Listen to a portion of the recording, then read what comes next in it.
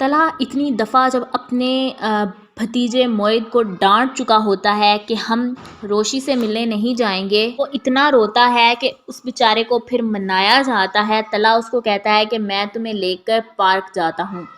اب وہ طلحہ کے ساتھ پارک چلا جاتا ہے، لیکن وہ روشی کو بہت زیادہ مس کر رہا ہوتا ہے، اس کے لیے کافی زیادہ اداس ہوتا ہے۔ اس کی اسمائل، اس کی شرارتیں،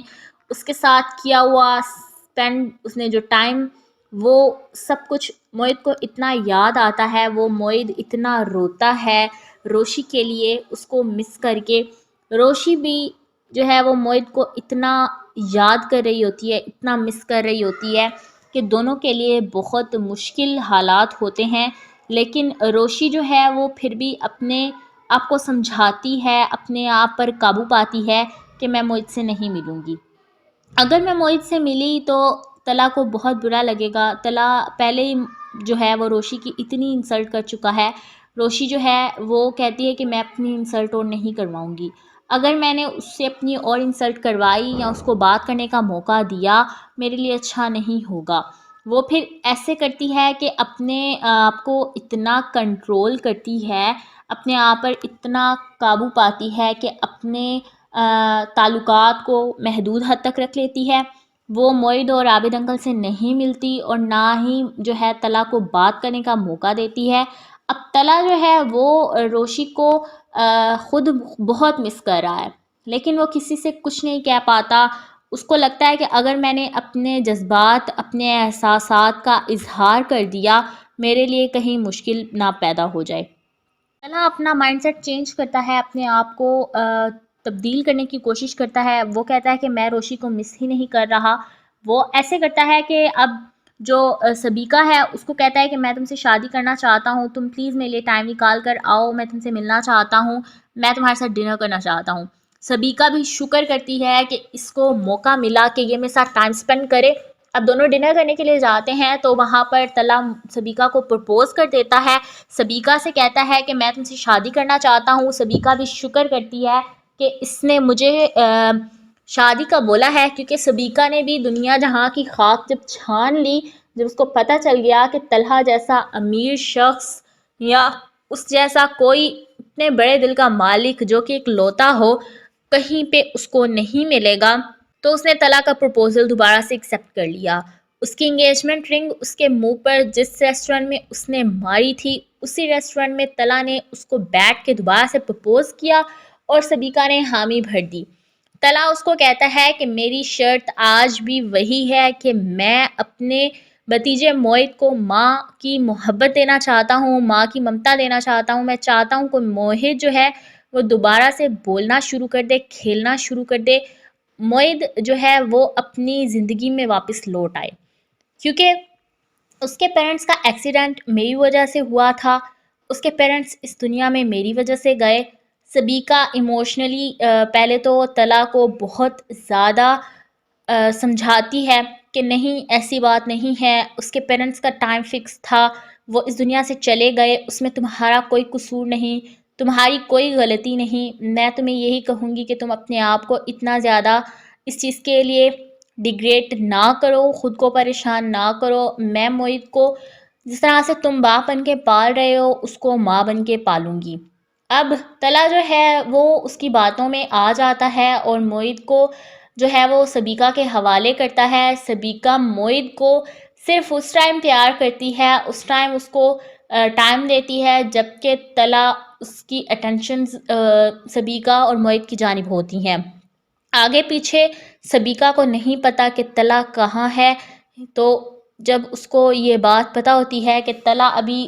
اس چیز پر نظر رکھے ہوئے ہے کہ میں معید کا خیال رکھ رہی ہوں یا نہیں، تو سبیکہ بھی معید کا خیال رکھنے لگ جاتی ہے، ورنہ اس کو نہیں اس چیز کا پتہ ہوتا کہ معید کہاں ہے، کیا کر رہا ہے، کس کے ساتھ ہے، اس نے کچھ کھایا یا نہیں کھایا۔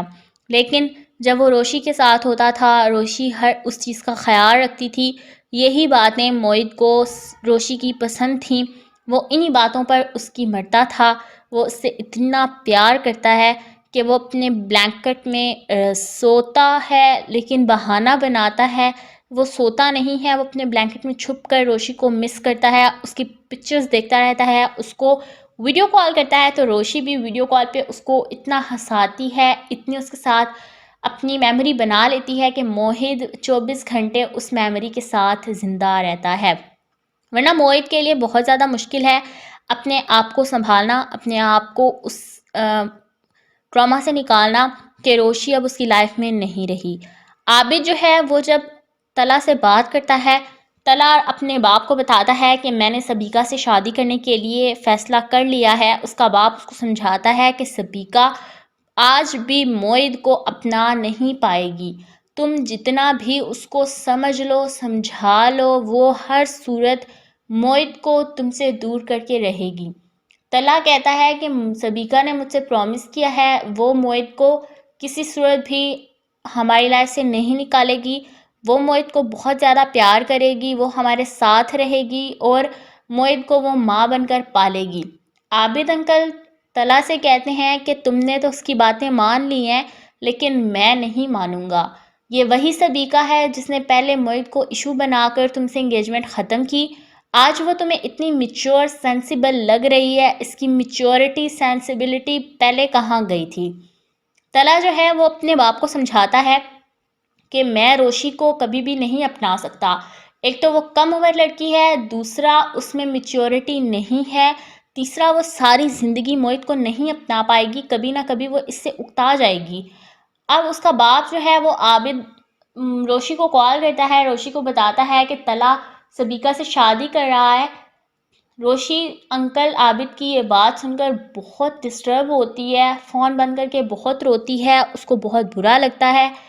اب کیا ہوتا ہے کہ شارق جو ہے وہ روشی کے لیے اتنا زبردست سالڈ پلان تیار کر کے اس کی لائف میں انٹر ہوا ہے، اس کے لیے رشتہ لے کر آیا ہے، اور روشی جو ہے بغیر سوچے سمجھے رشتے کو اوکے کر لیتی ہے، یہاں تک کہ وہ لڑکی کا نام بھی نہیں جانتی کہ وہ آخر شارق ہے۔ لیکن اس کے پیرنٹس جب اس کو بتاتے ہیں کہ تمہارے لیے ایک پرپوزل آیا ہے، ہم اس کو ایکسیپٹ کر لیں، تو اس کے دادا جان، صدف، اس کی دادی، اس کا باپ بہت زیادہ پریشان ہوتے ہیں کہ روشی نے کس طرح سے اس کو ایکسیپٹ کر لیا ہے، روشی کے لیے کیا یہ بالکل بھی سوٹیبل ہوگا یا نہیں، کیا ہوگا یہ کچھ بھی نہیں جانتے۔ ماہی جو ہے وہ اب اپنی ساس سسر کے ساتھ آتی ہے اپنی بہن سے ملنے، اب وہ روشی سے کہتی ہے کہ تم تو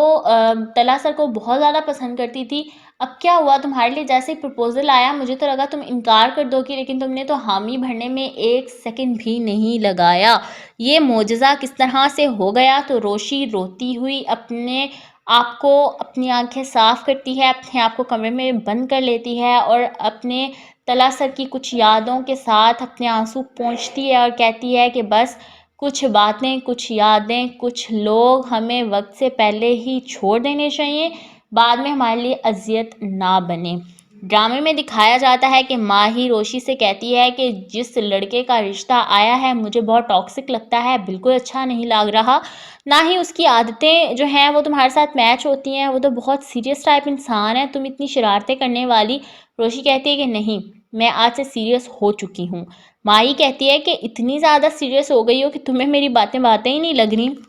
ڈرامے میں دکھایا جاتا ہے کہ شارق جو ہے اس نے روشی سے بدلہ لینے کی ٹھان لی ہے، صرف اس لیے کہ روشی امیر ترین باپ کی بیٹی ہے، اور اس نے کس طرح سے طلحہ کے ساتھ مل کر شارق کو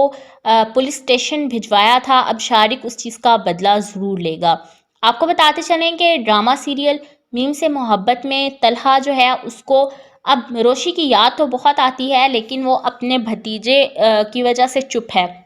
ڈرامے میں دکھایا جاتا ہے کہ عابد انکل کو پھر روشی کال کر کے بتاتی ہے کہ میرے لیے بھی بہت اچھا پرپوزل آیا ہے اور میں نے اس کو ایکسیپٹ کر لیا ہے۔ عابد کو بالکل بھی یقین نہیں آتا کہ آخر یہ بچے کیا کر رہے ہیں۔ عابد انکل پھر طلحہ کو جب بتاتے ہیں کہ روشی کے لیے بھی ایک اچھا پرپوزل آیا ہے اور اس نے حامی بھر دی ہے، تو طلحہ کے تو ریاکشنز ہی چینج ہو جاتے ہیں، اس کے فیس کا ٹون ہی چینج ہو جاتا ہے، وہ کہتا ہے کہ یہ سب کچھ کیسے ہو گیا۔